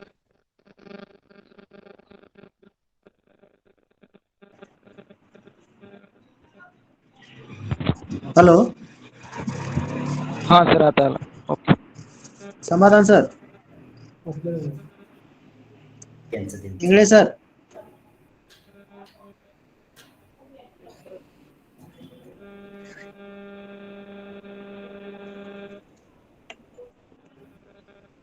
सर पुढे का?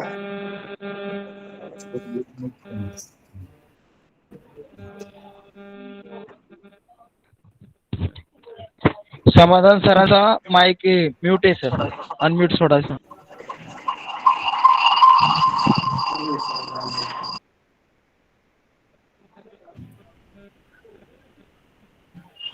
समाधान सरांचा आवाज अनम्यूट आहे सर. अनम्यूट अनम्यूट केलाय समाधान सरांनी.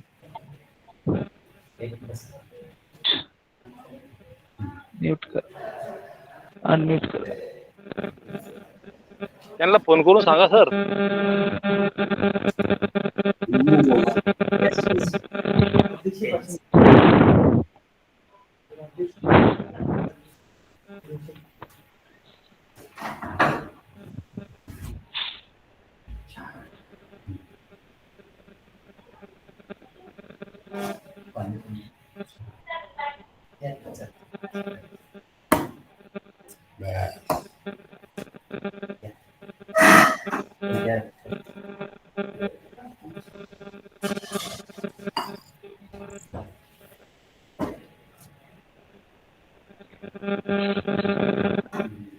Hello Shendge sir. त्यांना काहीतरी प्रॉब्लेम आहे. बाकीच्यांनी माईक बंद करा प्लीज आपले आपले.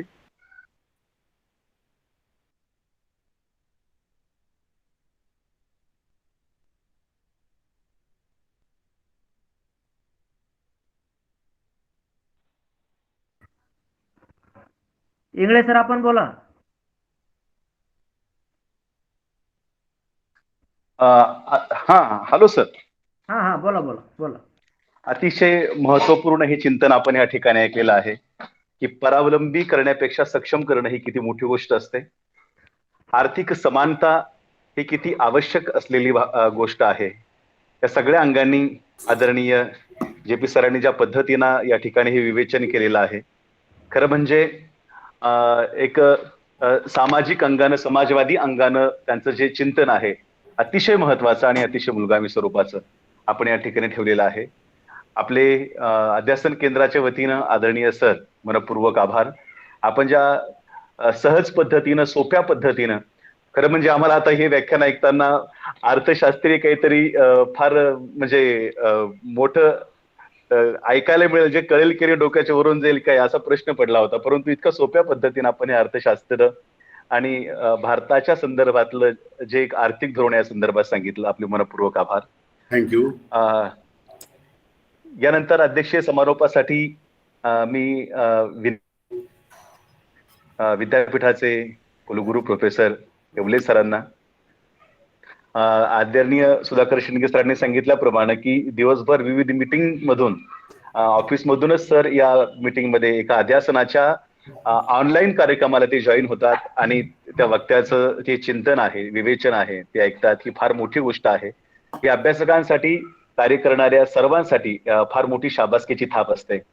तेव्हा एक आंतरराष्ट्रीय ख्यातीचं व्यक्तिमत्व या विद्यापीठाला कुलगुरू म्हणून लाभलेलं आदरणीय प्रोफेसर कुलगुरू प्रमोद येवले सरांनी विनंती आपण अध्यक्षीय समारोप करावा. आदरणीय सर. नमस्कार. नमस्कार सर. नमस्कार. डॉक्टर बाबासाहेब आंबेडकर मराठवाडा विद्यापीठाच्या शहीद भगतसिंग अध्यासन केंद्रातर्फे स्वातंत्र्याच्या अमृत महोत्सवी वर्षानिमित्त 5 दिवसीय ऑनलाईन व्याख्यानमालाचं आज हे पहिलं पुष्प.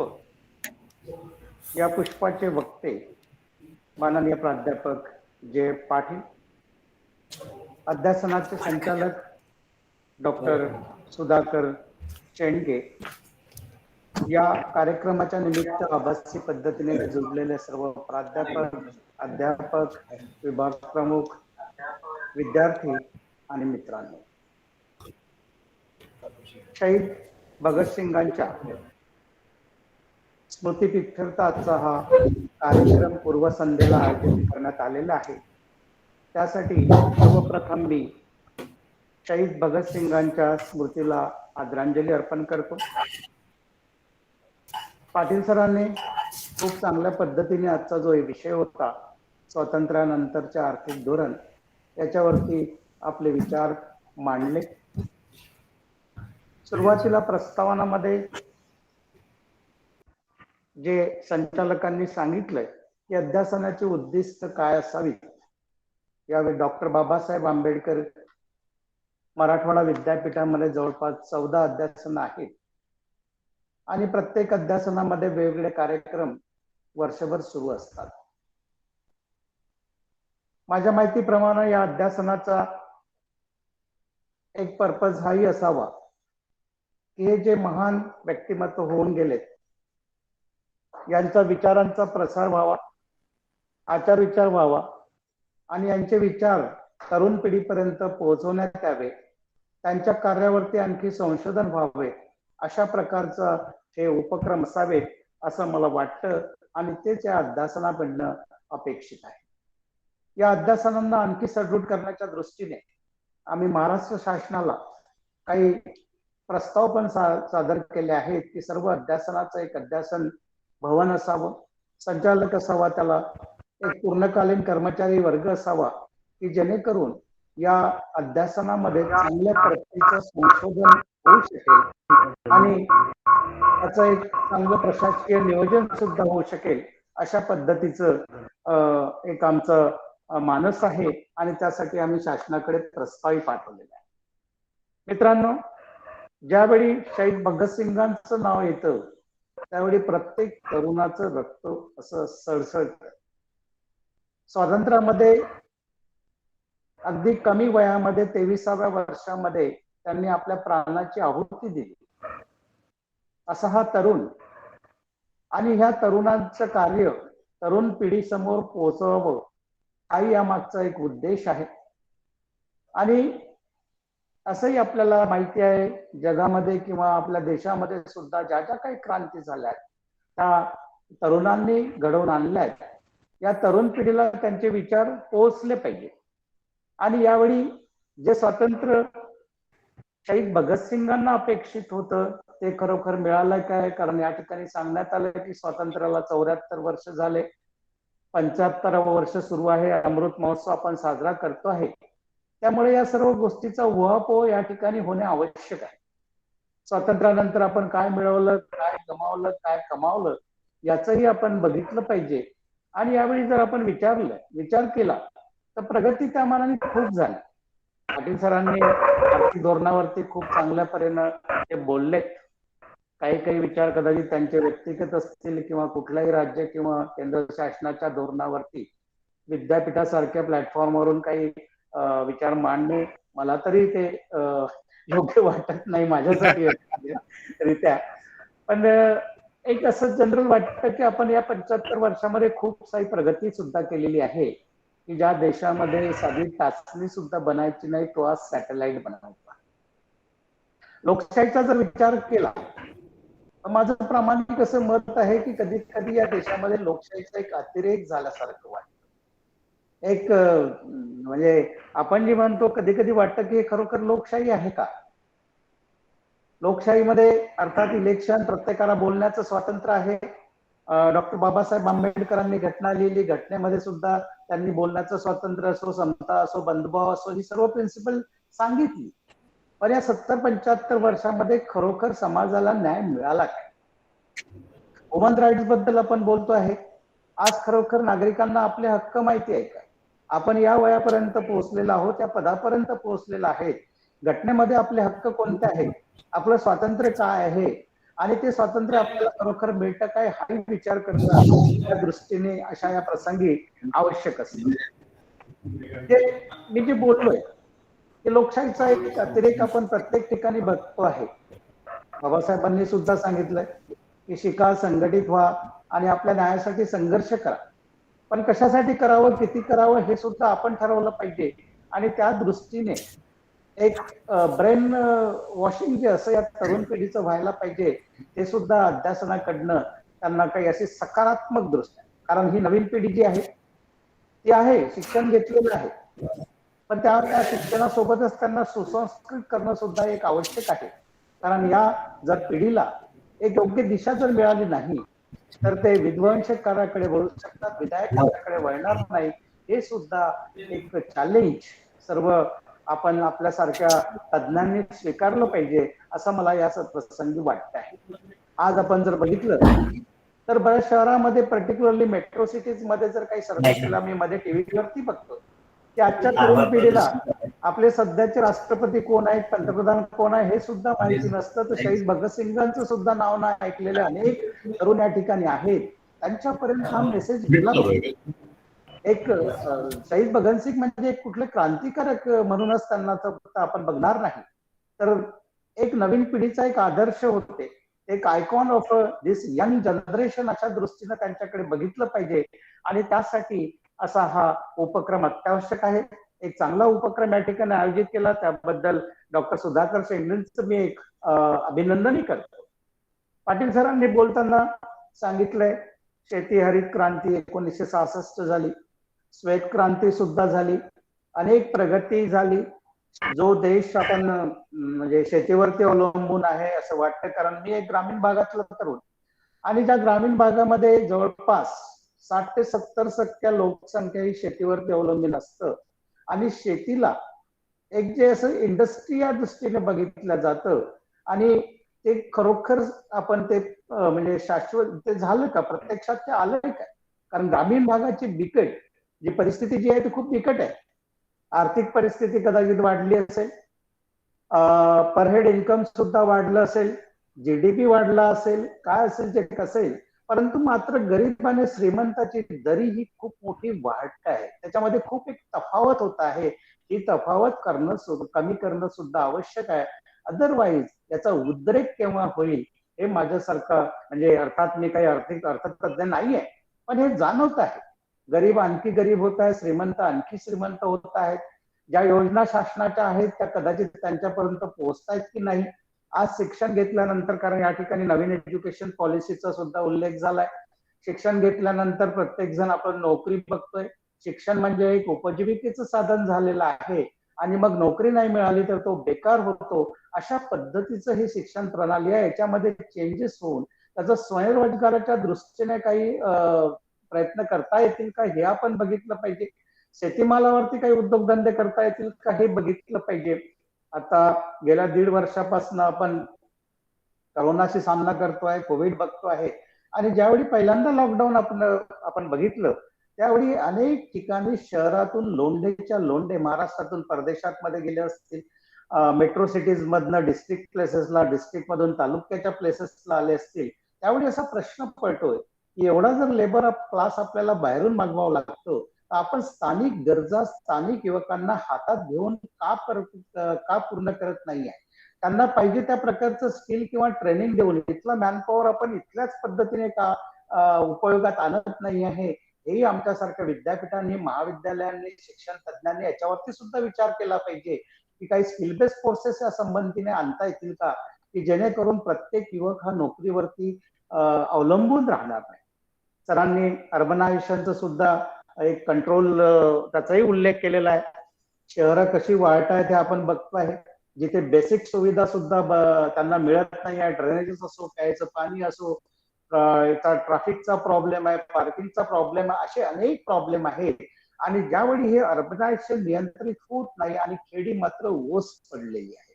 हा जो सुशिक्षित वर्ग आहे हा परत खेड्याकडे, कारण जे महात्मा गांधींनी म्हटलं होतं की या खेड्यांचं प्रगती झाली पाहिजे, त्यासाठी त्यांनी जे बुनियादी शिक्षण प्रणाली सांगितली त्याचा सुद्धा उल्लेख एका वेगळ्या अर्थानं नवीन एज्युकेशन पॉलिसीमध्ये आलेला आहे.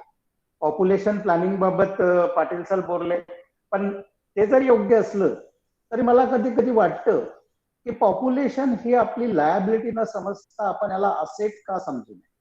चायनाची पॉप्युलेशन ही आपल्यापेक्षा जास्त आहे, पण चायना मात्र या पॉप्युलेशनचा बाऊ कधीच करत नाही. त्यांनी आपल्या पॉप्युलेशनला, आपल्या लोकसंख्येला एक वेगळी दिशा दिली, त्यांच्या हातांना काम दिलं. तसा प्रयोग सुद्धा आपल्या देशामध्ये होणं आवश्यक आहे. आर्थिक धोरणाबाबत त्यांनी अनेक बाबी सांगितल्या, मी त्याच्या खोलात जाणार नाहीये, पण एक मला असं वाटतं की एक 2 उदाहरणं जी माझ्या गेल्या एका 10 वर्षामध्ये जी मी बघितली, 10-15 वर्षामध्ये जागतिक स्तरावरती ज्या ज्या वेळी आणि परिस्थितीमध्ये बदल होतो त्यावेळी आपल्या देशामध्ये त्याचा फारसा फरक पडत नाही. कदाचित पाटील सर माझ्या या स्टेटमेंट सोबत म्हणजे ते weather he will accept it or not, कारण मला एक आठवतं की मधल्या काळामध्ये रिसेशन आलं होतं. या मंदी जी आली होती, आर्थिक मंदी, या आर्थिक मंदीमध्ये चांगली चांगली डेव्हलप कंट्रीज US UK सारखी ते अफेक्ट झाली. मात्र भारतावरती त्याचा काही फारसा परिणाम झाला नाही. असेच अनेक तज्ञांशी मी त्यावेळी बोललोय. कदाचित ते स्टेटमेंट इथे बोलणं योग्य आहे की नाही आणि तुम्ही लोक ऍक्सेप्ट करणार की नाही हेही मला माहिती नाही. पण त्यावेळी मला असं सांगण्यात आलं, एका अर्थतज्ञांनी सांगितलंय की रिसेशन मध्ये भारताच्या आर्थिक व्यवस्थेवरती फरक पडला नाही, कारण इथे ब्लॅक मनी खूप जास्त आहे. एक पॅरलल अर्थव्यवस्था खूप जास्त आहे. ब्लॅक मनी ची जी अमाऊंट आहे ती खूप जास्त आहे. पॅरलल इकॉनॉमी इथे रन करतं, त्यामुळे जेवढा काही इफेक्ट पडायचा तेवढा काही फारसा इथे पडलेला नाही. दुसरं एक झालं आताचं सध्या कोविड आहे. कोविडमध्ये जर आपण बाकी ठिकाणची इकॉनॉमी जर बघितली तर ती खूप डिस्टर्ब झाली. भारताची त्या कम्पॅरिझन मध्ये डिस्टर्ब झालेलीच आहे, पण तेवढा पाहिजे तेवढा प्रभाव किंवा त्याचा परिणाम आपल्या आर्थिक धोरणावरती कदाचित पडलेला दिसत नाही. त्याला कारण काय असतील त्याची कारण मीमांसा अशा या तज्ञांकडनं होणं आवश्यक आहे. पण तरी पण जे काय 70 वर्षामध्ये जे काय आपण मिळवलं ते खूप चांगलं आहे. एक पूर्ण जग आज भारताकडे चांगल्या दृष्टीने बघताय, महाशक्ती म्हणून बघताय. त्याला कारणही आहे, कारण आज जगातला सर्वात तरुण देश आपला भारत देश आहे. आज इथली पॉप्युलेशन जी आहे 50% जास्त पॉप्युलेशन ही 29 वर्ष वयोगटाची आहे. ज्यावेळी पूर्ण जग हे वृद्धत्वाकडे वळलेलं आहे, ते फ्रान्स असो, जपान असो, UK असो, US असो, असे अनेक आहे, चायना, ज्यांचं ऍव्हरेज वज हे 40-45 पर्यंत पोहोचत आहे. त्यावेळी आपला देश मात्र तरुण आहे. या तरुणाईला मात्र योग्य ती दिशा, योग्य तो मार्गदर्शन दिलं पाहिजे. आणि शहीद भगतसिंगांचा हा जो एक प्रोग्राम आहे, अशा निमित्तानं हे असं एक प्रबोधन या युवकांचं, या तरुण पिढीचं झालं पाहिजे, अशी मी या ठिकाणी अपेक्षा करतो. आज आपण दिवसभर आमच्या जरा मॅनेजमेंट काउन्सिल बाकी अनेक अशा बैठकी होत्या, पण शेंगडे सरांचा फक्त एक मला एक फोर्स होता, विनंती होती की सर काही का होईना आपण जॉईन व्हा. तर त्यामुळं मी आज ठिकाणी उपस्थित राहू शकलो. पाटील सरांची आपलं मत मी ऐकून घेतलंय आणि आपण या ठिकाणी मला बोलावून माझं एक मनोगत मांडण्याची संधी दिली, त्याबद्दल मी आपला सर्वांचा आभारी आहे. आणि माझे अध्यक्ष भाषण संपलं असं मी जाहीर करतो आणि या 5 दिवसीय ऑनलाईन व्याख्यानमालेला माझ्या हार्दिक शुभेच्छा देतो. धन्यवाद. मनपूर्वक धन्यवाद. या सत्राचे अध्यक्ष डॉक्टर बाबासाहेब आंबेडकर मराठवाडा विद्यापीठाचे कुलगुरू प्रोफेसर प्रमोद येवले सर. आपण खरं म्हणजे एवढा पूर्ण वेळ इथं या सत्रासाठी दिला आणि या आजच्या स्वातंत्र्यानंतरचे आर्थिक धोरण या विषयावरती अध्यक्षीय समारोपही म्हणजे 2 बौद्धिक या निमित्तानं आपल्याला ऐकायला मिळाले. 5 दिवसीय ऑनलाईन व्याख्यानमालेला आज या ठिकाणी प्रारंभ झालेला आहे. प्रोफेसर जे पाटील सरांचं चिंतन आणि कुलगुरू महोदयांचं अध्यक्षीय भाषण या दोन्ही गोष्टी श्रोत्यांसाठी, अभ्यासकांसाठी अतिशय महत्वाच्या होत्या. उद्याचा एक कार्यक्रम फक्त 6 वाजता आहे सायंकाळी, नंतर पुढचे 3ही कार्यक्रम परत 5 वाजता आहे. उद्या कुलगुरू प्रोफेसर श्याम सिरसाट यांच्या अध्यक्षतेखाली दिल्ली इथून प्रोफेसर चमनलाल आजादी के 75 साल और भगतसिंग या विषयावरती चिंतन ठेवणार आहेत. परवा म्हणजे 29 सप्टेंबरला सायंकाळी 5 वाजता व्यवस्थापन परिषदेचे सदस्य माननीय किशोर शितोळे यांच्या अध्यक्षतेखाली पुणे इथून प्राध्यापक सदानंद मोरे सर महाराष्ट्राची स्वातंत्र्यानंतरची सांस्कृतिक वाटचाल या विषयावर आपलं चिंतन ठेवतील. 30 सप्टेंबर या दिवशी सायंकाळी 5 वाजता व्यवस्थापन परिषदेचे सदस्य प्राचार्य जयसिंगराव देशमुख यांच्या अध्यक्षतेखाली पुण्याहून डॉक्टर कुमार सप्तर्षी सर स्वातंत्र्यानंतरचे भारतीय राजकारण या विषयावर आपलं चिंतन ठेवणार आहे. 1 ऑक्टोबरला समारोप आहे.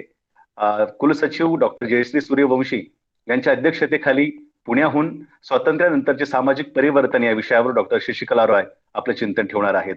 5 दिवसांच्या या व्याख्यानमालेत स्वातंत्र्याच्या अमृत महोत्सवी वर्षाच्या निमित्तानं एक अतिशय चांगलं बौद्धिक संचालकाने दिलेले आहेत. प्रोफेसर सुधाकर शेंडगे सर, आपले शहीद भगतसिंग अध्यासन केंद्राचं कार्य अतिशय व्यापक आहे, अतिशय सखोल आहे. पुढच्या वर्षी आपण दशक पूर्तीला या अध्यासन केंद्राच्या स्थापनेच्या निमित्तानं काम करतो आहोत. दशक पूर्तीकडे आपण जातो आहोत. आपले मनापासून अभिनंदन करतो आणि या आजच्या पहिल्या सत्राचे आभार मानण्यासाठी माझे मित्र डॉक्टर दैवत सावंत यांना विनंती करतो आपण याच्या पहिल्या व्याख्यानाचे आभार मानावेत. सर आवाज येतोय माझा? हो सर स्वागत आहे दैवत सर. नमस्कार, मी डॉक्टर दैवत सावंत, डॉक्टर बाबासाहेब आंबेडकर मराठवाडा विद्यापीठ औरंगाबाद शहीद भगतसिंग अध्यासन केंद्राच्या वतीने स्वातंत्र्याच्या अमृत महोत्सवी वर्षानिमित्तानं 5 दिवसीय ऑनलाईन व्याख्यानमाला आयोजित केलेली आहे. आजच्या या व्याख्यानमालेचे अध्यक्ष डॉक्टर बाबासाहेब आंबेडकर मराठवाडा विद्यापीठाचे लाडके कुलगुरू, कर्तव्यदक्ष कुलगुरू प्रोफेसर प्रमोद येवले सर यांनी वेळेत वेळ काढून मार्गदर्शन आणि अध्यक्षस्थान स्वीकारले, त्याबद्दल सरांचे मनपूर्वक आभार, अध्यासन केंद्राचे मनपूर्वक आभार व्यक्त करतो. तसेच आजच्या या व्याख्यानमालेसाठी प्रमुख वक्ते म्हणून लाभलेले सन्माननीय मार्गदर्शक, विचारवंत, अभ्यासक प्राध्यापक JF पाटील सरांनी स्वातंत्र्यानंतरचे आर्थिक धोरण या विषयावर विविधांगी मार्गदर्शन केले आणि ते विचार आपणास दिशादर्शक ठरेल यातील मात्र शंका नाही. त्याबद्दल त्यांचेही मनपूर्वक अध्यासन केंद्राच्या वतीने आभार मानतो. अध्यासन केंद्राचे संचालक मार्गदर्शक प्राध्यापक सुधाकर शेंडगे सर यांनी अध्यासन केंद्राची भूमिका आणि अध्यासन केंद्राचे विविध उपक्रम पोटतिडकीने मांडून प्रास्ताविक रूपाने मांडणी केली, त्याबद्दल त्यांचेही मनपूर्वक आभार व्यक्त करतो. कार्यक्रमासाठी विविध क्षेत्रातील मान्यवर उपस्थित आहेत, विविध ठिकाणून ते ऑनलाईन जोडले गेलेले आहेत. त्यामध्ये मार्गदर्शक डॉक्टर कैलास आंबुरे सर, प्राध्यापक संतोष जाधव सर, भगवान गवाडे सर, निर्मला जाधव मॅडम यांचे मनपूर्वक आभार व्यक्त करतो. या कार्यक्रमाचे यशस्वीपणे सूत्रसंचालन करणारे आमचे प्राध्यापक मित्र डॉक्टर समाधान इंगळे सरांचेही मनपूर्वक आभार व्यक्त करतो. या कार्यक्रमासाठी ज्यांनी परिश्रम घेतले, कष्ट केले, ते हिंदी विभागाचे समाधान फदाट असतील, संदीप चाळक असतील किंवा दत्ता किटाळे असतील, संबंध विद्यार्थ्यांचे मनपूर्वक आभार व्यक्त करतो. ज्यांनी या कार्यक्रमासाठी प्रत्यक्ष अप्रत्यक्ष सहकार्य केलं, श्रम घेतले, त्याबद्दल सर्वांचे मनपूर्वक आभार व्यक्त करतो आणि सन्माननीय कुलगुरू डॉक्टर प्रमोद येवले सरांच्या अनुमतीने हा कार्यक्रम संपन्न झाला असे जाहीर करतो. धन्यवाद. धन्यवाद. कृपया सर्व सहभागींना विनंती की पुढचे 4ही दिवस आपण सर्वांनी या उपक्रमात अधिक लोक जोडले जाण्यासाठी अधिक लोकांना संपर्क करा, हा मेसेज शेअर करा. धन्यवाद दैवत सावंत सर, सर्वांचे मनापासून आभार. धन्यवाद सर. थँक्यू. सर्वांचे मनपूर्वक आभार. आपले अभिनंदन सर आणि आपले स्वागत आणि शुभेच्छा पुढच्या कार्यासाठी. Thank you sir, thank you. येस. अभिनंदन सर.